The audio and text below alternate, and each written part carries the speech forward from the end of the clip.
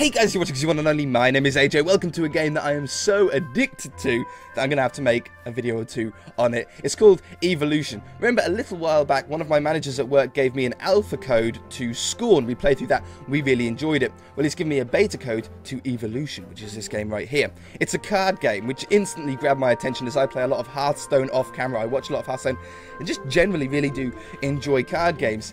However, no strategy from any other card game, and no matter how much knowledge you have of other card games, it seems to make any difference in this. It's so different and unique, I think is why I'm so interested in it and why I've been playing it so much.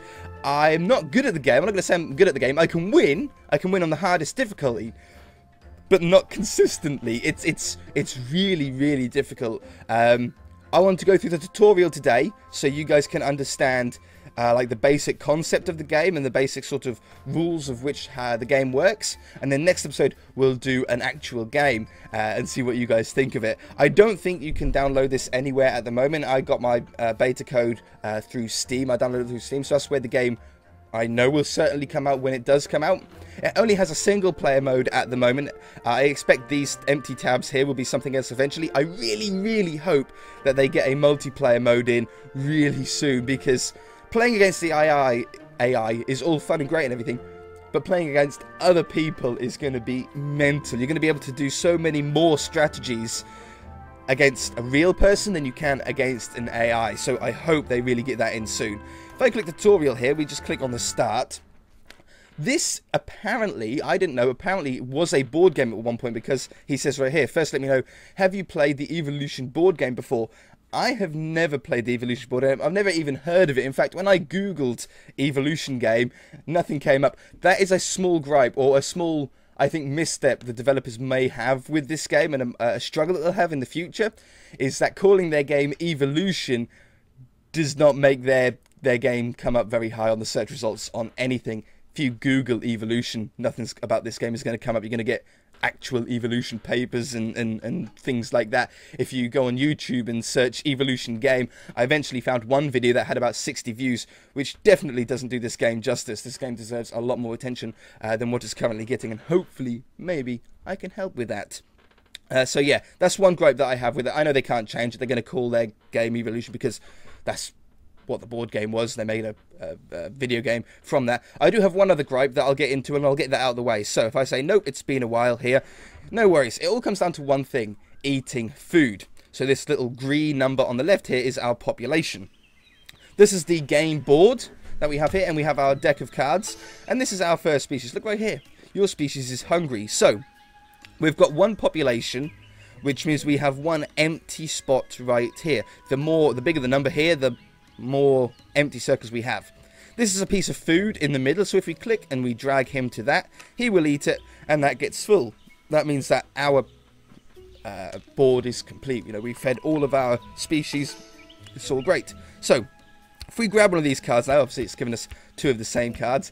The tutorial is full, but it only gives you like 3 different cards to learn: foraging, cooperation, and I think maybe long neck or something like that. When you then get into an actual game for your first time and you get a handful of cards that you have never seen before, it's a really weird experience, but really interesting. So what we can do is we can use these cards for many different things. We could use them to add population, which is we're going to have to do now. In fact, let's just do the tutorial. So we're going to put that on there, and that goes now to food 2, and then we can do it again, increase population. So now we have 3 and 3 empty dots. Now, oh no, another species has come into the watering hole. You're now competing for food, so I now have a second player on the other side of the pond to me. If I grab one of these, as you can see, I've filled one of them up, but he took the other food because the next turn was his. He's fine, but now 2 of my animals didn't get food, so they died off, so I'm now back to 1 again. So you need 1 piece of food for each empty circle that you have. So we can try and combat now by adapting. Now, foraging, the card says take 1 additional plant food, which means now when we approach, on our turn, if we approach a green piece of food in this water here, instead of just taking 1 and going back, we will take 2 instead. And then we can add another one to the population, because there's no point taking 2 if we've only got 1 person to feed. So we definitely want 2 and 1. So now if I grab this one, he'll automatically take the other one. Haha! So he's stolen both of them. There's no food left for this little guy. So his species dies off entirely. Goes extinct. Marvellous, hey? So that's the very basic part of the game. Let's move on now. So, we've got population and traits. Now, you can have up to 3 traits on each one of your species. They can be different traits on each one of your species. And you can change them as you go if you want. The only thing that you can't do is physically remove one. You can only overlap one, which then removes the one underneath it. So once you've used a card on a trait, you can't get that card back ever. So, can I show you the other gripe that I have? Yeah, I think I can here. So I'll just let him do his turn. So he's got a big turn. So it's his turn that went first. This little dinosaur up here means that it's... I know my webcam's in the way of like the text on the right there. I'm reading the text, but I'm more explaining to you what I'm doing on the turn anyway, so you don't need to worry about this stuff here. So on his turn, he made another species, so he's now got 2 different ones.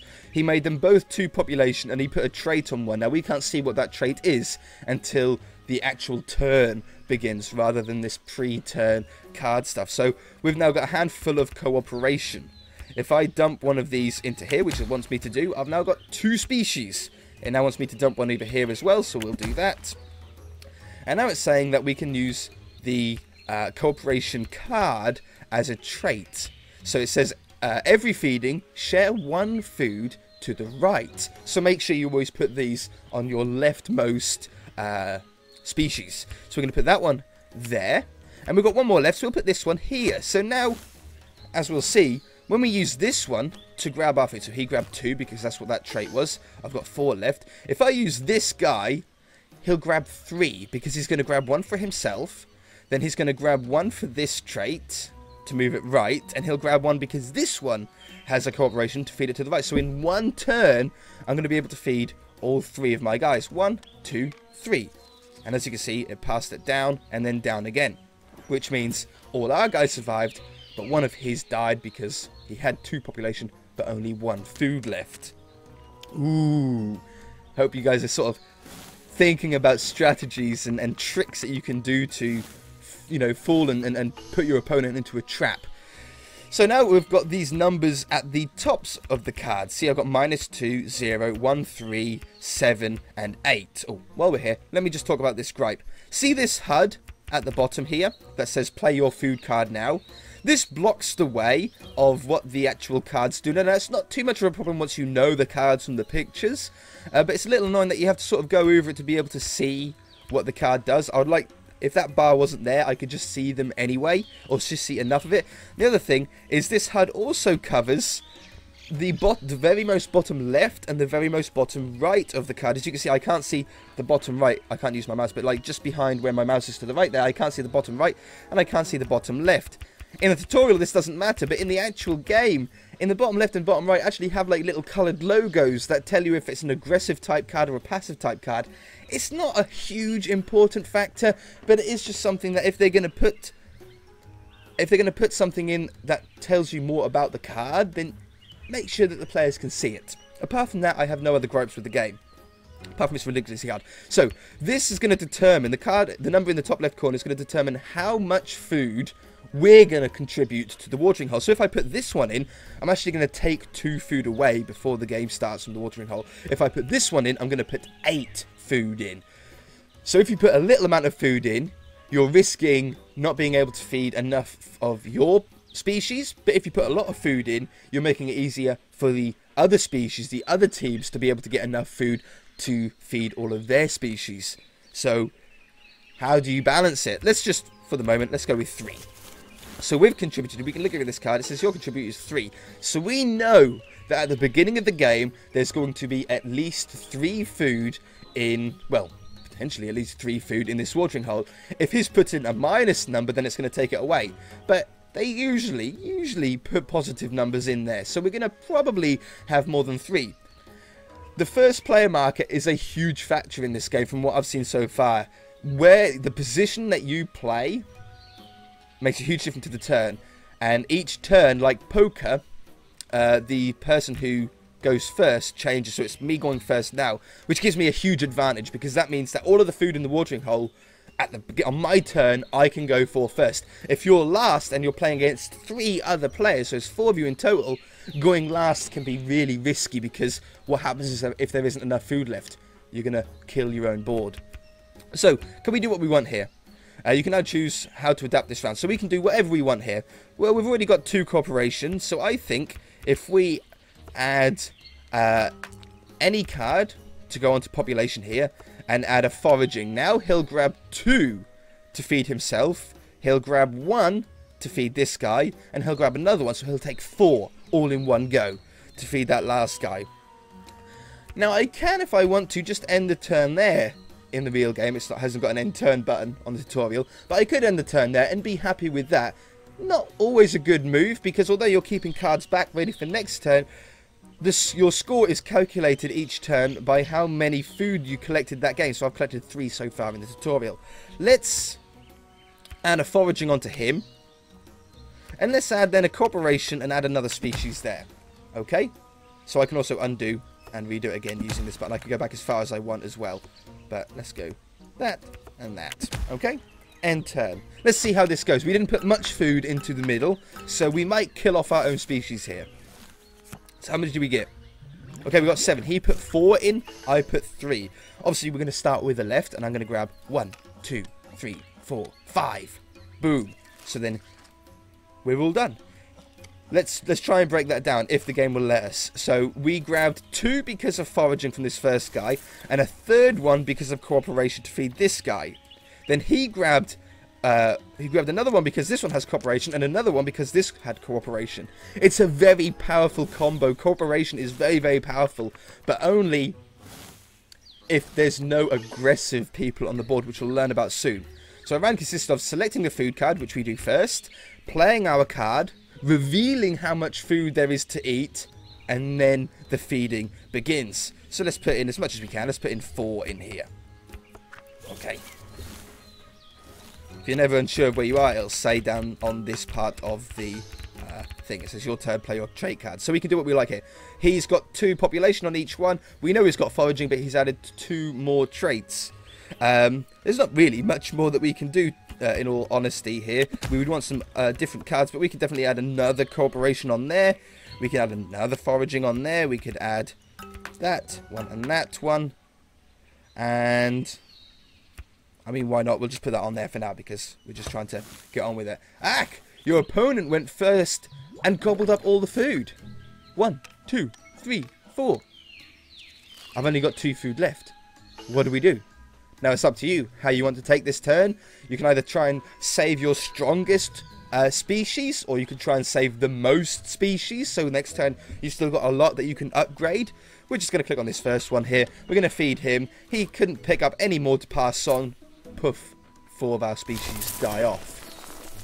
Now when you're playing in the actual game, the more cards that die off in your turn, the more cards you get given at the end of the turn. So we got 5 or 6 more cards, and then at the start of the next round we get given more. The amount of rounds is determined on how many players there are, and how many cards have been given out through the game. So sometimes you can have a game with only 4 rounds, some you can have a game with 8 rounds, depending on how quickly the cards were distributed. Okay, the green dinosaur says that we go first. Anyway, let's stick down another one, and we'll build up our guys again.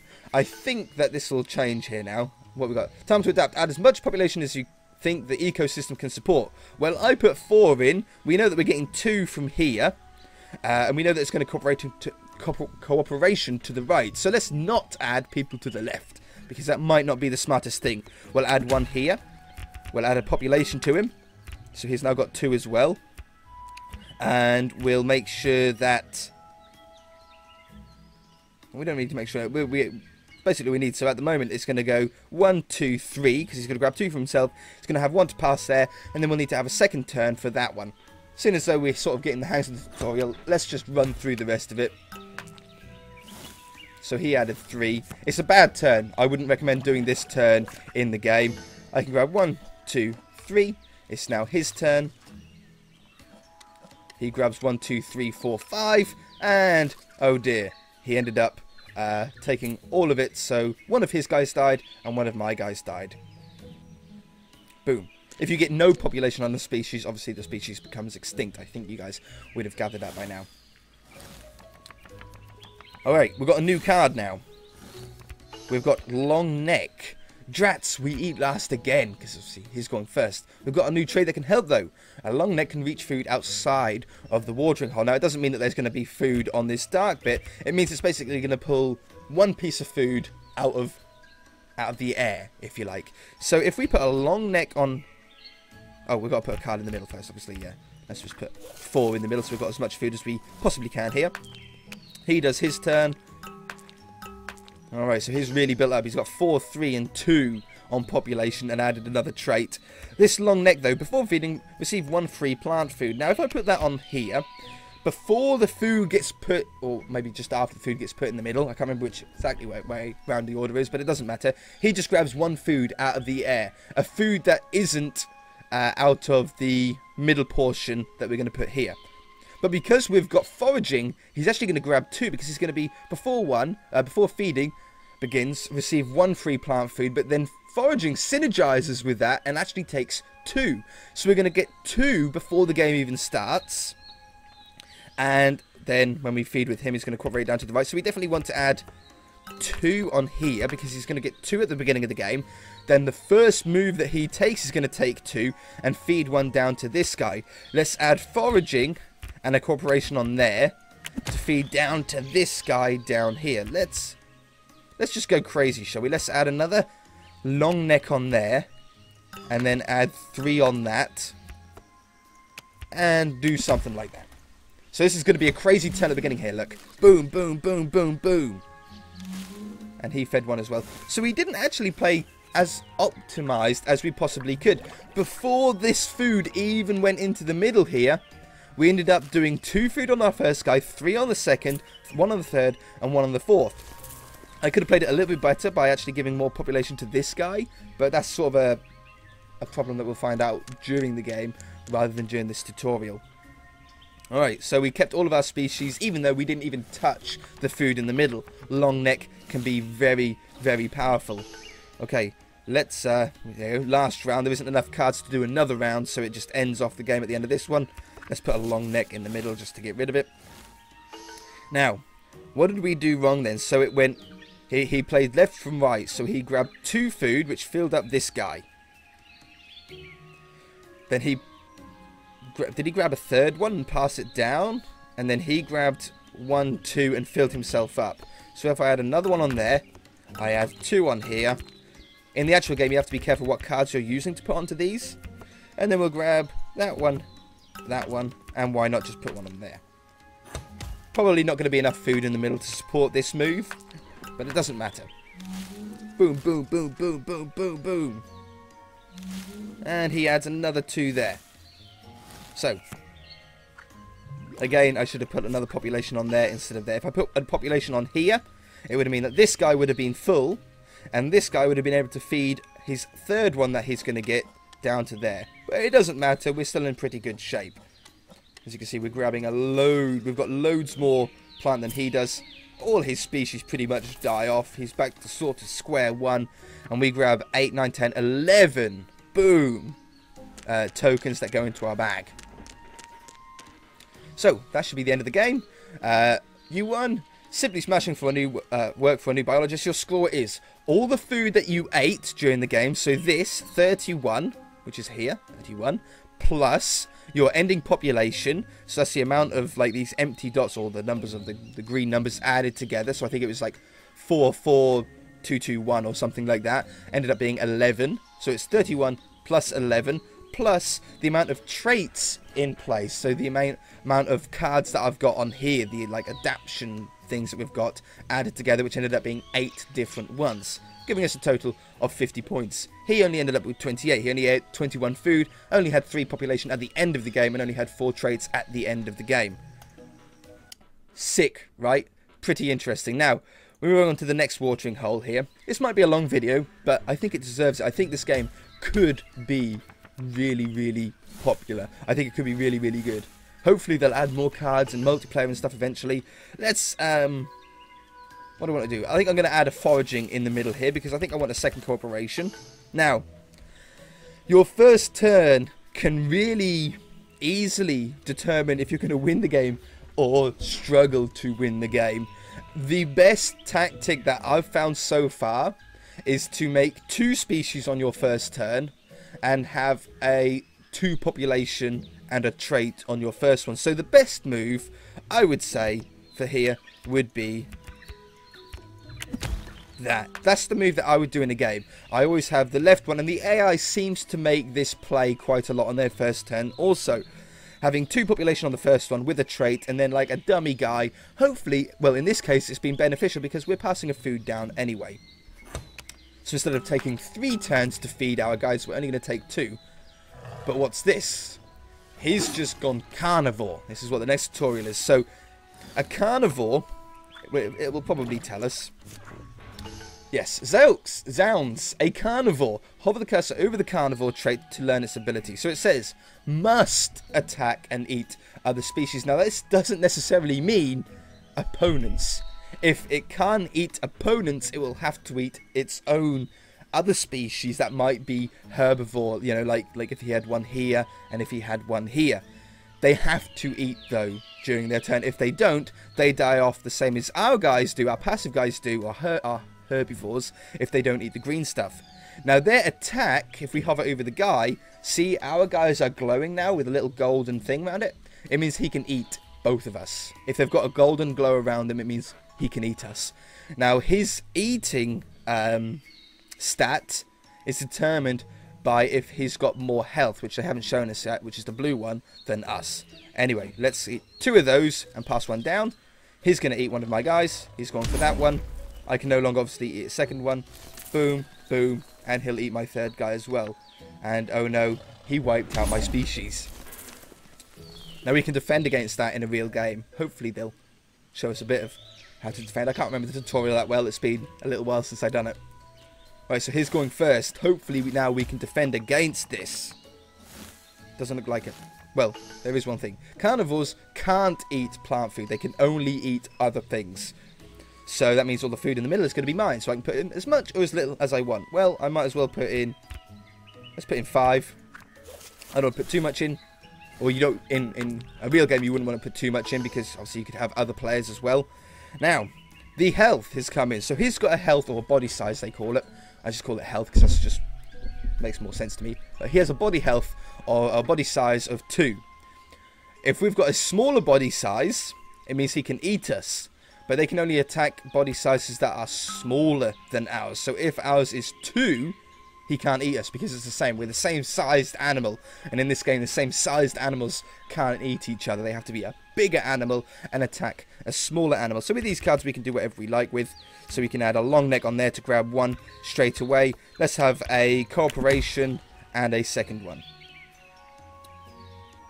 Oh, it's going to say, it's saying that we can't do that because he's only got 1 health and we're trying to defend ourselves 100% in this tutorial. So let's just add another 1 to him. Oh, okay. It wants us to do a very suboptimal play of that.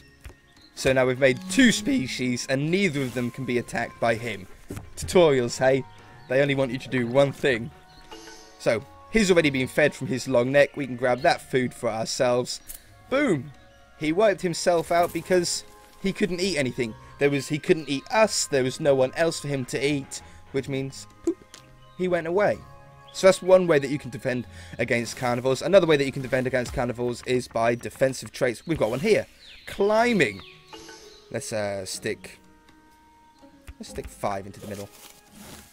So, climbing means that the opponent, the aggressor, the other carnivore, if there is another carnivore on the board, must also have a climbing trait in order to get me. Just basically saying, if I put this on here, I'm now like a monkey type species, which means a carnivore must have some form of climbing in order to be able to get me.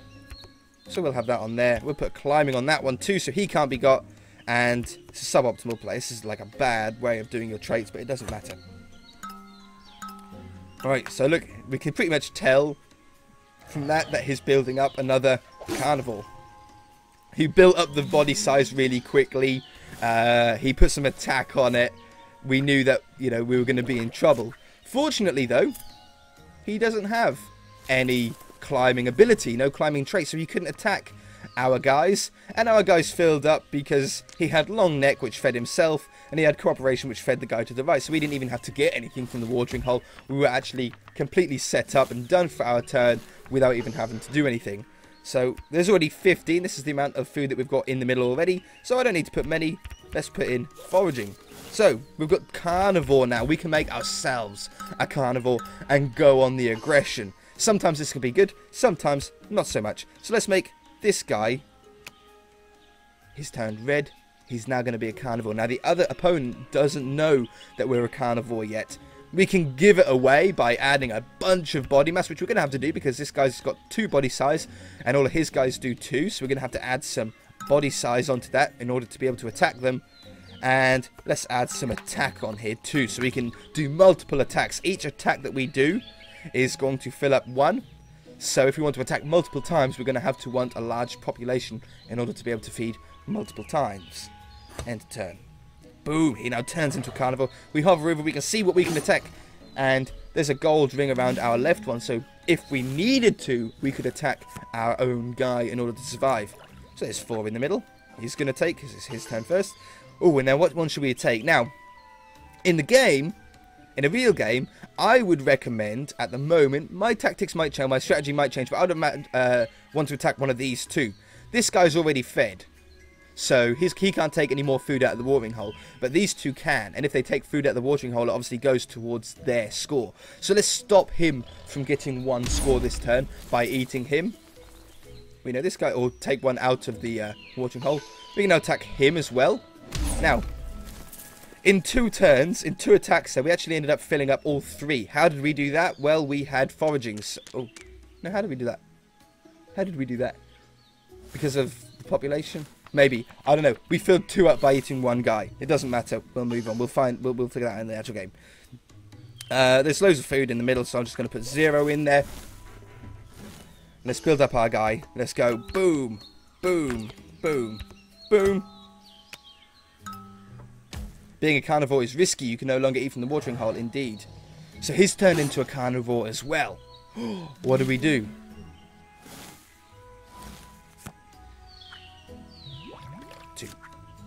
You have to attack other species to get fed. Drag your carnivore to its prey. Well, I'm going to definitely take out the carnivore here because the carnivore has a body size of 3 when our herbivore only has one of 2. So he could attack our guy, and he's going to do that over attacking his own person. Oh, he can't. He can't because we've got climbing, so he can't attack any of our guys anyway. He can only attack his own. In fact, that would be pretty funny to do, but we'll just take him out because it makes more sense. He's the bigger threat. Boom. Added 3. He takes 1 food out of the middle. We attack the other guy. But what's this? I need to feed. I've got 1 left. And carnivores have to feed at their turn, so I'm going to have to eat my own guy. Boom. That's how being a carnivore is risky. But we got 5 points at the end of the turn. We wiped out their guys. We're definitely in a stronger position. Okay, last round. We can do whatever we want here. We can make another carnivore if we wanted to. I got loads of food in the middle, so let's just chuck in a small amount. And let's try and really boost up our guys here. Or let's make... Well, see, here you can tell that this is probably going to be a carnivore, but he's going first, so we can't preemptively attack him to stop him from eating our guys. We're going to have to make a new guy, if we want, and make sure that he's got enough health. So we want to get 3 health minimum to stop him from attacking us. We could, if we wanted to, go back and add climbing, because we know that this card is going to be carnivore, because we just know, and he hasn't added another one, so he's not going to be he's not going to be able to attack this guy, even though he's only got one more body size than us. So yeah, we were right. He's turning into a carnivore, but he can only attack the guy to his right. He can't attack either of my guys. He can't attack my carnivore because my carnivore's got bigger body size, and he can't attack this guy because he's got climbing. Boom. Boom.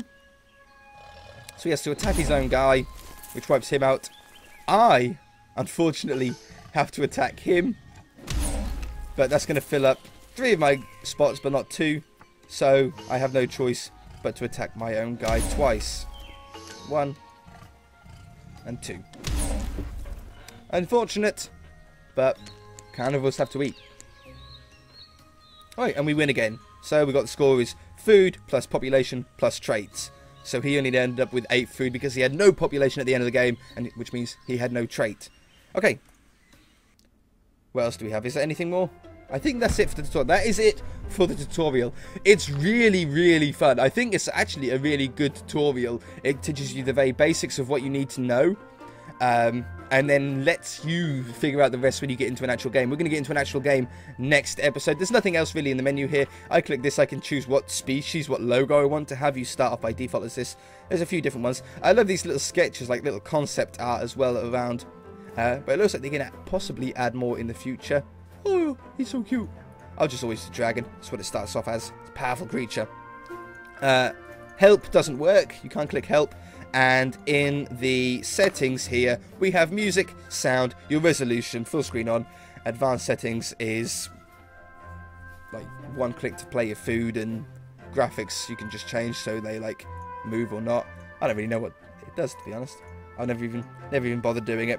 I don't think it's really that much of a... I think the game's total size was like 200 megabytes. It's a really small game anyway.